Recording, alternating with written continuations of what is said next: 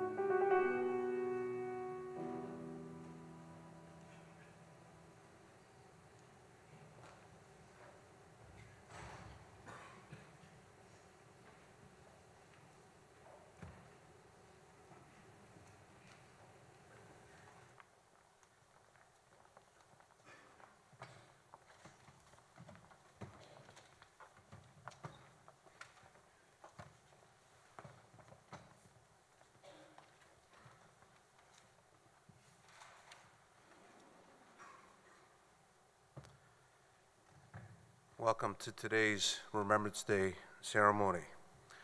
I'd like to thank a number of people who have made today's ceremony possible. Mr. Nunes, Mr. Clausen, Mr. Rodriguez, Mr. Armitage, Mr. Felix, and Mrs. Widdenmeyer. I'd also like to thank all the speakers, performers, and front and back of house teams this morning. Today marks 99 years since the end of the Great War, the war to end all wars, World War I. Since 1918, Canadians have taken this day and this month to remember. The purpose of studying history is to understand our stories, learn from our past, and try to strive to make the world a better place. As part of our remembrance, we often build monuments to honor our past. This past April marked the 100th anniversary of perhaps Canada's most famous battle, the Battle of Vimy Ridge. Canadians earned a formidable reputation for courage, tenacity, and inspirational leadership. To this day, there's a 290-acre piece of land in northern France that is technically Canadian soil, where a magnificent monument is erected to honor our fallen Canadian soldiers. Brentwood, too, has a connection to war and has symbols around our campus to remember our past. As you filed into the Killy Theatre this morning, you would have seen one of our most treasured archival pieces from the old chapel in Brentwood Bay. This honor roll displays every Brentonian that served in World War II, with the center reserved for those that paid the ultimate sacrifice. As is Brentwood tradition, I invite you over the course of this day to place your poppy or pin your poppy on this monument, symbolically connecting you to them. Later in this service, those names will be read out by three of our prefects, Anna, Crawford, and Julia. One name that you'll hear is from our famous 1940-41 First 15 rugby squad, whose remarkable season ended with a points total of 248 points for and only 23 against. His name is Ian Gillespie. During that magical season, they lost only one match to Navy. A teammate of Ian's, Colin Lytton Graham, immortalized his friend with this poem. It's called A Distant Time. Like the Roll of Honor, this poem is forever memorialized on our campus today. It is etched in metal and tastefully anchored in rock just outside Rogers House on the way to the rugby pitch. I am proud that today our grade 9 rugby team will pay homage to this treasure before their rugby match this afternoon. It is a poem written from one friend to another, one teammate to another, one brother to another, one Brentonian to another.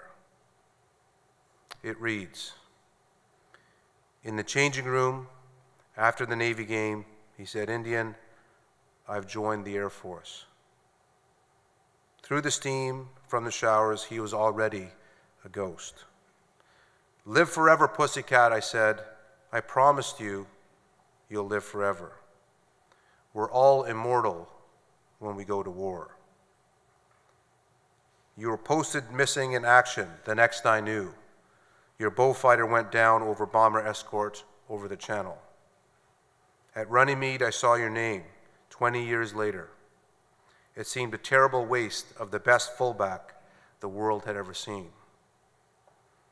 The citation said, 'You died drawing enemy fire.' What else? You called the mark, safe as houses. You tackled like a rattlesnake. You didn't leave the kitchen when the fire got hot. I promised you you'd live forever. Well, almost. While I live, so do you. Over the past 99 years, the total number of casualties of war is in excess of 160 million people. These people, all with mothers, with fathers, with spouses, and with children. From Rwanda to Syria, sadly, conflict today is still a reality in the world. No matter the side, the bloodshed, sadness, and resilience is the same. As we live, so do they, lest we forget. Please stand for the singing of our national anthem.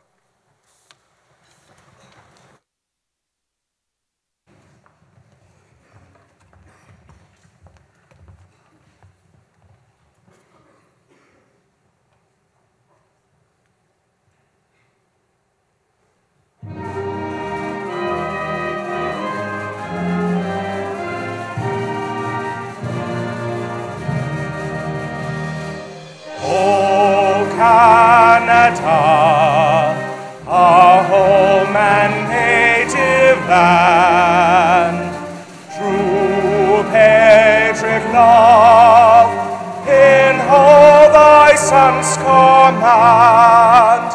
With glowing hearts we see thee rise, the true north, strong and free.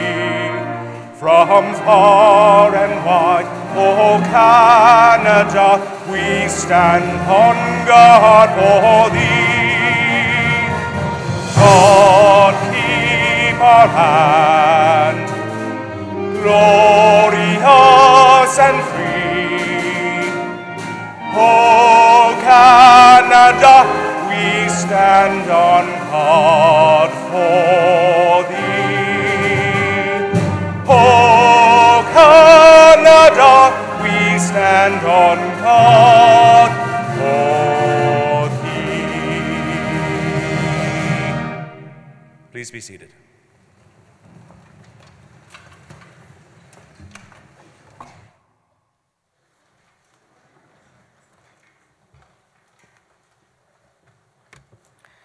It only lasted 3 months, but it changed the way I looked at this world. It was known as the most horrible and systematic human massacre we have had the occasion to witness since the extermination of the Jews by the Nazis. The stories I heard when I was a kid were about the history's kingdom of Rwanda that often trace the origins of Rwandan people back nearly 10,000 years ago, back to a legendary king named Gihanga, also known as the first king of Rwanda. Before the First World War, Rwanda belonged to Germany, but after they lost the war and were demilitarized, the land was given to the Kingdom of Belgium. In 1955, the UN asked all the colonial masters to give independence to their colonies within 5 years. And between those 5 years, they were asked to prepare their colonies to be able to rule their country on their own. There were 2 ethnicities in Rwanda, the Hutus and the Tutsis. About 85% of Rwandans were Hutus, yet the Tutsis dominated the country. Back then, cows were equivalent to money and wealth. They decided that people who had more than 8 cows were Tutsis, and people who had less than 8 cows were Hutus. In other words, the Tutsis were rich and the Hutus were poor. Then, in 1959 to 1960, the Hutus didn't like the fact that the minorities were controlling the world. They decided to overthrow the Tutsi monarchy, and over 260,000 Tutsis fled the country to their neighbors, including Burundi and Uganda.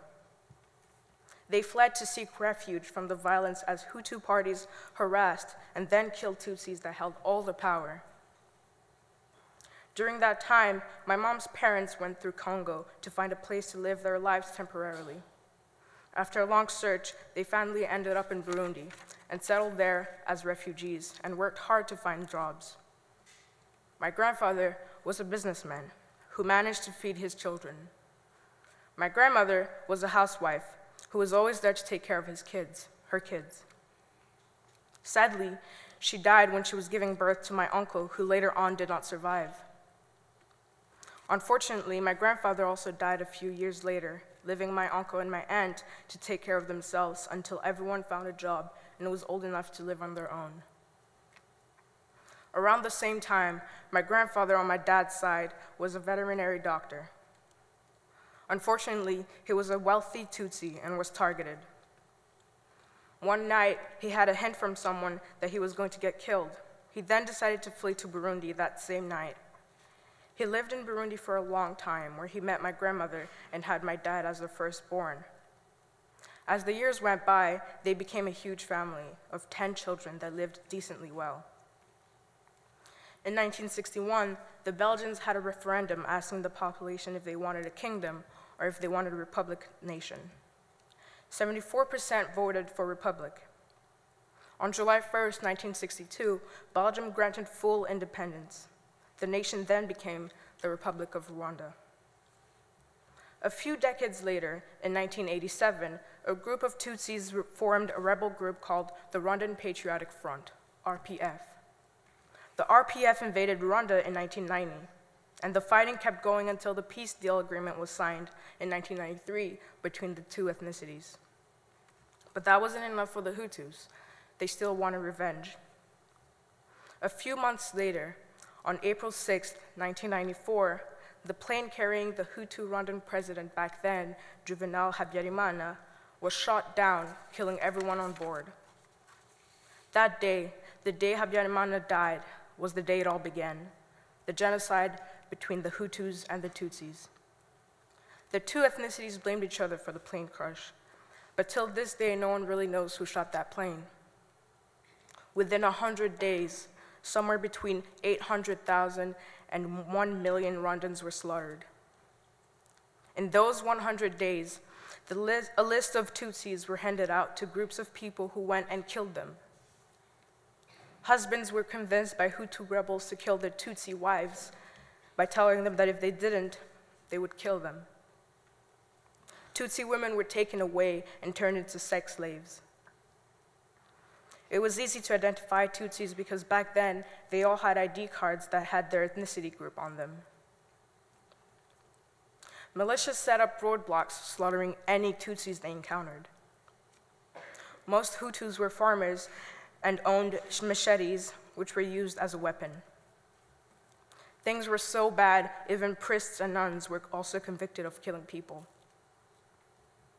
Although the US refused to help due to the death of a lot of their troops during the Battle of Mogadishu in Somalia in 1993, France, Belgium, and a small force of UN peacekeepers led by Canadian Lieutenant General Romeo Dallaire entered Rwanda in hopes of putting an end to the genocide. Dallaire asked for more help from the UN and the USA, but his request was denied. The Belgians who were fighting for the Hutus aborted the mission after 10 soldiers were killed. To spread the word around, the Hutu extremists had a radio station that broadcasted hate propaganda, telling the audience to weed out the cockroaches, which was a way of saying, kill the Tutsis. The RPF, who were backed by Uganda's army, marched into the capital of Rwanda, forcing over 2 million Hutus to flee across the border of Democratic Republic of the Congo. It was officially the end of the terrifying genocide. The aftermath of the genocide was surreal. Rwandans that were in other countries had to go back to Rwanda because streets were empty, houses were burned down, and a lot of people were dead. My mom had already met my dad in Burundi, and they were told to move back to Rwanda after the genocide. The period of 1995 was difficult. People had to build the country back up. There were no grocery stores. My mom had to travel a long journey to Kampala in Uganda just to get food and cooking supplies. After my parents got married, they had 4 children, including me. We lived in Rwanda for 7 years until my dad got promoted and we moved in Nigeria, where we live currently. Living in Rwanda taught me almost everything I know right now, and I had the chance to learn about the culture, the histories, and the language. It's been 23 years now, and some human rights groups say that the RPF leader, Paul Kagame, who has been the president for 14 years now, killed thousands of Hutu civilians to take power. Some people just thought there weren't any other way of stopping the slaughtering. Ever since the genocide, Rwanda has had the fastest growing economy in Africa and is now known for its beautiful hills and rainforests. It is today we use to remember not only fallen soldiers, but also the bravery of people like Lieutenant General Romeo Dallaire, who is there to help despite all odds, even when most countries refuse to give aid. Today, all soldiers fight every day, no matter what, to protect their loved ones and their country. And I just want to say thank you to all the soldiers around the world who are fighting for peace and freedom.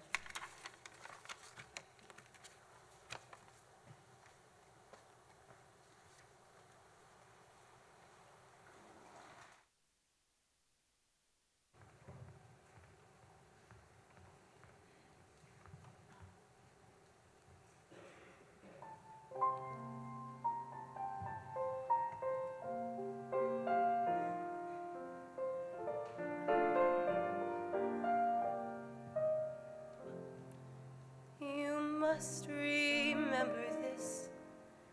A kiss is still a kiss. A sigh is just a sigh. The fundamental things apply as time goes by.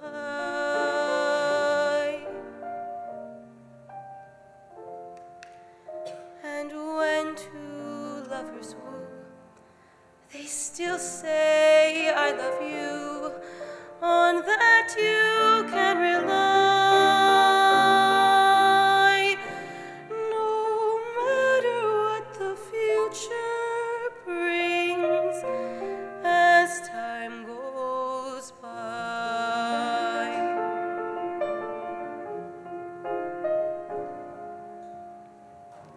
Moonlight and love songs, never out of date.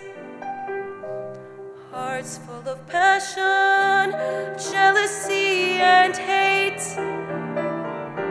Woman needs man, and man must have his mate. That no one can deny. It's still the same old story, a fight for love and glory, a case of do or die. The world will always welcome lovers as time goes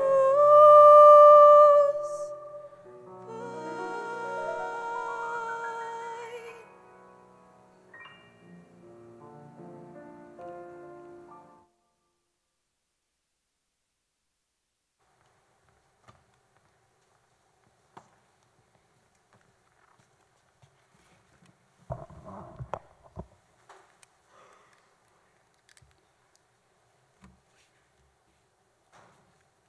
From its association with the poppies flowering in the spring of 1915 on the battlefields of Belgium, France, and Gallipoli, this vivid red flower has become synonymous with great loss of life in war. 5 years after the conclusion of World War I, Brentwood College was founded, and with the assistance of the boys, a chapel was built. 16 years later, the world was at war again, and 300 of Brentwood's graduates were in active service. Shortly after the war, and before Brentwood burned down in 1947, a tribute honoring all Brentonians who served in World War II was placed in the chapel, and on a central brass plaque are the names of the fallen. The chapel survived the fire, and all Brentonians had a well-established tradition of returning on the nearest Sunday to Remembrance Day. After their service, individually or in small groups, they would gather at the Roll of Honor and place their poppies in the wreath below it. I'd like to try and give you a sense of the solemnity of that tribute. 70 years, indeed, after, in this photograph, after they'd left the Brentwood playing field. On the left is Pip Holmes, who flew 22 missions with Bomber Command. You may be able to see his name just above the wreaths. On the right is Alan Brown, who served in the Navy. He was Alistair Gillespie's roommate. Both were on the 1941 First 15. Two of their teammates are on that honor roll.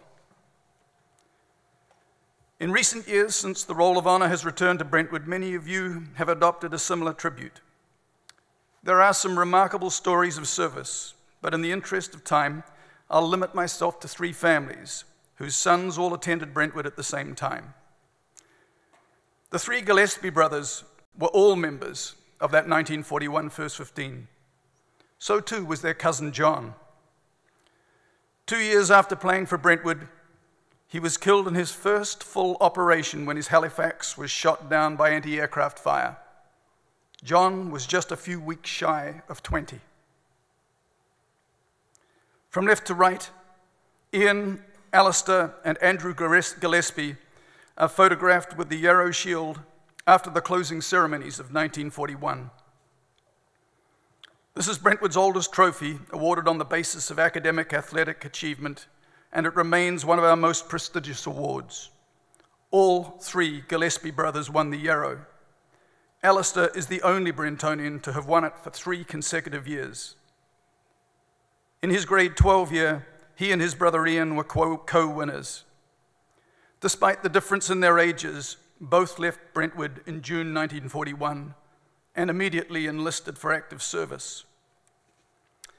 In 1943, the Brentonian published Ian's poem called My First Op. It's a 3-page account, a racy 3 pages for that. Digging out his navigator out of bed, worse for wear by the sound of it, getting stuck in the sand before takeoff, flares, searchlights, the blitz, guns jamming, hightailing at home, the engine cuts, miles from base, losing altitude, jettisoning the navigator's hatch. The navigator bailed out to reduce weight. If the truth be known, he probably favored his chances of ditching and swimming home greater than Ian's chance of getting their kite back on the turf. They lived to fight another day, but 16 months later, Ian's Beaufighter was reported missing in action. He was 20. Alistair told me that his mother received the news just before Christmas in 1944, but kept it to herself. Those at home celebrated Christmas as usual. Then on Boxing Day, she shared their loss of Ian. Character reveals itself in many ways. The Holmes brothers, Desmond and Pip, sons of Cuthbert Holmes, one of Brentwood's founding governors, both survived the war. It is Desmond on whom I wish to focus today.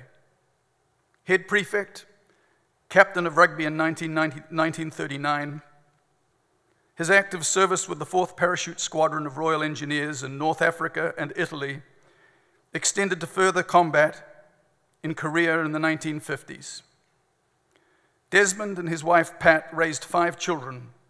Their 2 youngest sons attended Brentwood, as have 8 of their grandchildren. But Desmond paid a tremendous price for those years of active service. By the time I joined Brentwood in 1980, he was increasingly unwell. Post-traumatic stress continued to take its toll. It is a debilitating lifetime challenge which we understand better now, but little was known of it in those days. The welcome man, which greets you each time you come to Crooks Hall, is the Holmes family tribute to Pat and Desmond. Some of you may have seen this photo of Dick Whittle on the cover of last year's Brentonian. He's yet another member of that 1941 First 15. He was only 22 when the war closed. Whittle House was named after his father, another of Brentwood's founding governors. When Dick Whittle passed away last year, his son wrote, "My father was a Royal Canadian Air Force pilot in the elite Pathfinder Squadron of Bomber Command, which suffered an appalling casualty rate of 60%. He treated his crew as if they were his own personal first 15. He'd cancel their leave to train them, perhaps a heavy price for a battle-weary crew to pay, but they all survived. My father always considered Brentwood's academic and athletic discipline was a major factor in his survival. Most of Brentwood's Mill Bay graduates have been remarkably fortunate, for most have not been called to active service, but some have. Arnie Dahl was a school prefect in 1967, a member of Brentwood's first rugby team to win a BC provincial championship. 3 years later, he was conscripted and serving in Vietnam. He repeatedly declined to speak at this service, but at his 50th reunion this past summer, he shared some of those experiences with his Brentwood teammates. As he did, beads of perspiration poured from his forehead. Those images had never left him. More recently, Dan Riley, of the class of 2004, spoke at a Brentwood TEDx. And in 2016, he received the Extraordinary Young Brentonian Award for his service in Iraq and Afghanistan. He showed immense courage in response to his loss of his legs after stepping on an IED. Today, Brentwood's Roll of Honor has become a place where Brentonians of all nations can reflect on all who have served and all who have suffered the ravages of war. It has become Brentwood's cenotaph. I have waited 15 years to retell the important messages embedded in this piece of Brentwood history. Dr. Maeda, a renowned Japanese surgeon, came to Brentwood in 2002 to dedicate the Maeda Health Center. Dr. Maeda told the school that his gift was far more than a medical center for his grandchildren's school. During the war, his family's 4-generation hospital was destroyed in the bombing of Tokyo by the Allied forces. But of a far more personal nature was the loss of his brother, a medical officer on a Japanese ship off the coast of Vietnam. The Maeda Health Center, he told the school, was his way of coming full circle on the loss of his brother. It was a gift to a place of learning in Canada, where the world comes to school. Dr. Maeda's message was one of reconciliation, not retaliation. It embodies forgiveness, and it embodies remembrance. In the words of the Polish poet Czesław Miłosz, the living owe it to those who can no longer speak to tell their story for them. De manu in manum, we will remember them.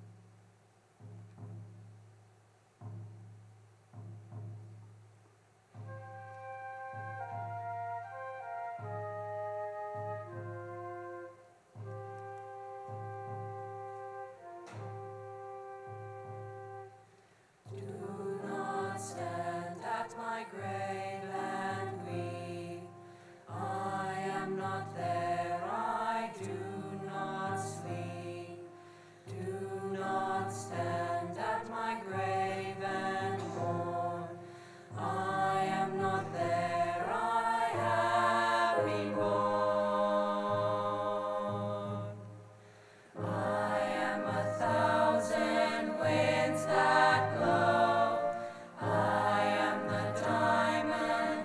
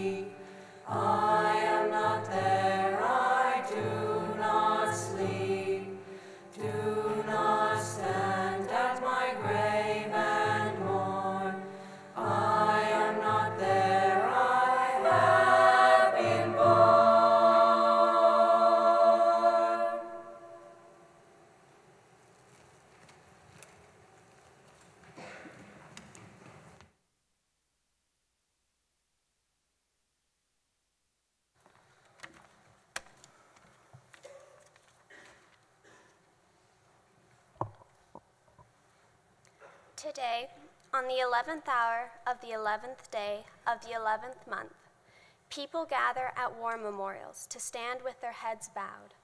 In 2 minutes of silence, they will pay tribute to the millions who were killed in war this century. Each will remember in his or her own way. Perhaps veterans will think of comrades as they were a few seconds before their death. Wives will remember the endless vigil for husbands who never returned. Parents will think of their children who were so young and alive when they left home for the last time. We, who are today so young and alive, will contemplate the horror of war and cherish the blessing of peace. In the cemeteries of Europe, a simple maple leaf inscribed on over 100,000 gravestones tells passers-by that Canadians killed in battle lie buried there. An awful price in human lives was paid by the youth of past generations to achieve peace. By the act of remembering today, we ensure that their sacrifices are not forgotten.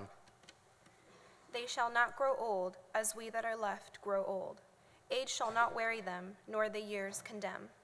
At the going down of the sun and in the morning, we will remember them. Let us pay homage to the courage of those Brentonians who sacrificed their lives for our country. Please stand for the reading of the Brentwood College Roll of Honor, the last post, the silent tribute, and the Revelry.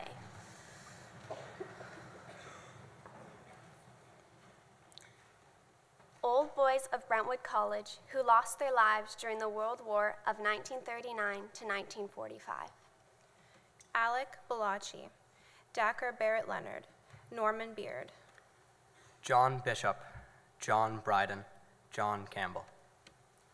Arthur Coulter, Alan Dunlop, Robert Field. Ian Gillespie, John Gillespie, Bruce Hanbury. Barnett Harvey, Sholto Marlatt, Alan Mayhew. Ken Osler, Richard Proctor, Robert Proctor. Lee Salter, Ralph Smith, John Stubbs. Donald Stewart, Glenn Svensson, Michael Simmons. Thornton White, Lawrence Wilkinson, Ted Williams.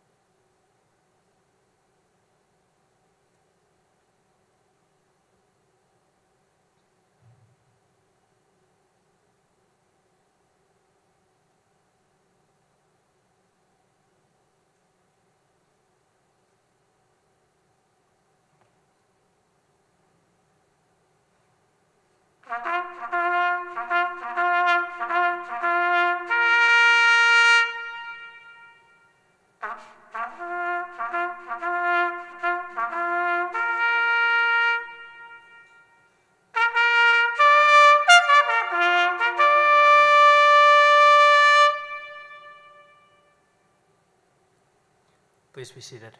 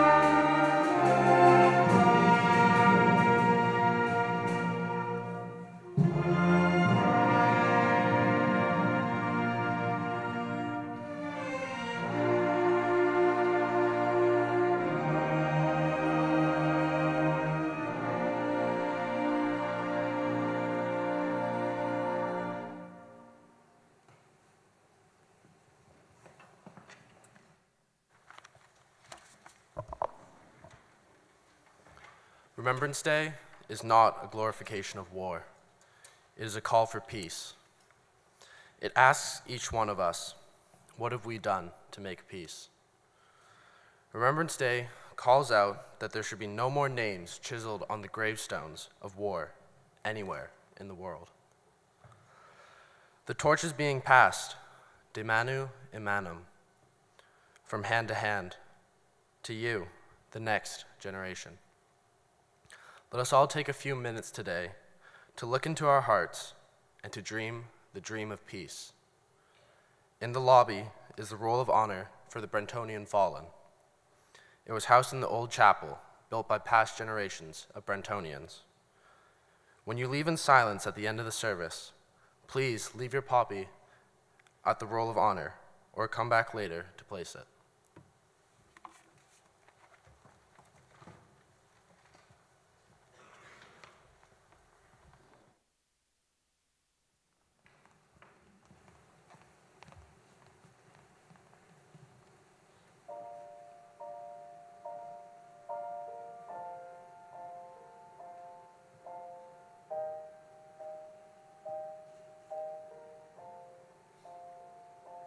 Some say love, it is a river that drowns a tender reed.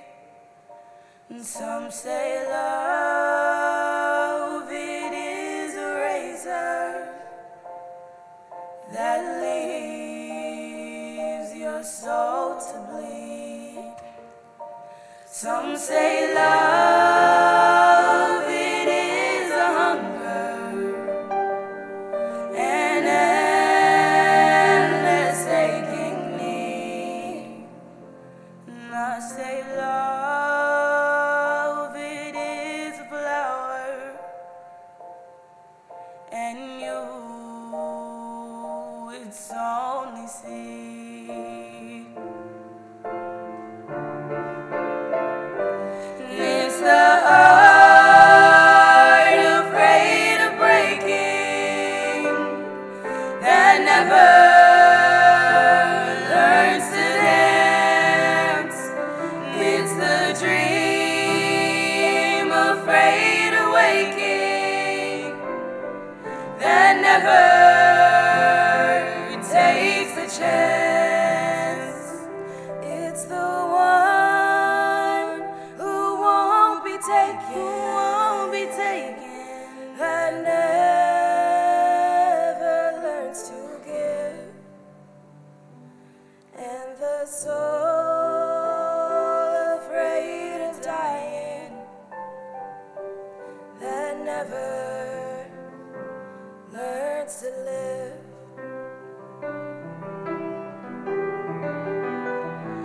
When the night has been too lonely and the road has been too long, and you think that love is only for the lucky and the strong, just remember in the winter, far beneath the bitter snows, lies a sea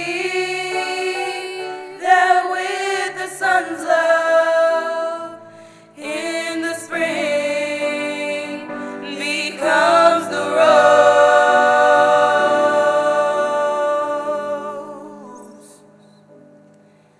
In the spring becomes the rose.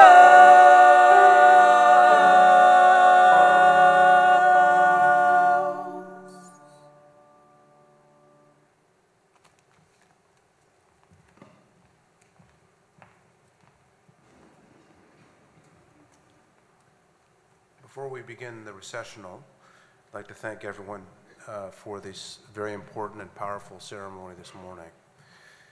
As you leave, as Sean noted, please place your poppy to honor the fallen on our monument outside. You can do that all day today, and we'll begin exiting from the front row to the back, beginning here and upstairs as well. Thank you. Mr. News.